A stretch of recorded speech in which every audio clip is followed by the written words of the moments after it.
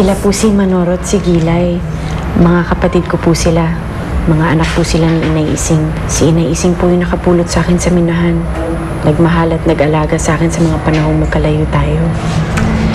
Alam mo anak, malaki ang utang na loob ko kay Ising. Di ko alam kung paano ako makakabayad sa kanya. Siguro sa kanila lang. Mahal na mahal ko po sila, Nay. Anak, mahal ko rin ang mga mahal mo. Orang, alam mo bang nandito pa si Danny? Nandun siya sa labas. Ba't hindi mo papasukin? Gusto ko lang po sanang ipaalam muna kay Orang kung okay lang po sa kanya. Orang, ano mo bang si Danny nagligtas sa'yo? At nagpapasalamat po ako sa kanya, Nay. Meron pa ba kaming pag-uusapan bukod dun? Anak, alam mo, alam kong mahal ka pa ni Danny. Pero si Sylvia po pinili niya.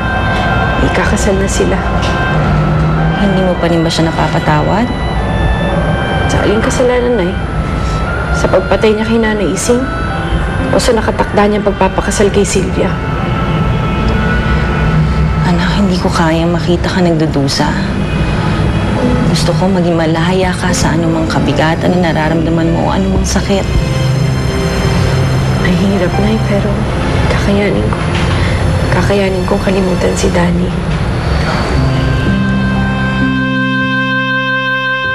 Nako, Danny, mukhang hindi pa kasi handa si Orang na... Okay lang. Naiintindihan ko. Kamusta naman ang lagay niya? Medyo mabuti-buti na siya. Natutulog lang siya ngayon. Pwede ko ho ba siyang silipin? Kahit sandali lang. Para lang makapagpaalam ng maayos. Pangako ko pagkatapos nito, hindi ko na siya gagambalain.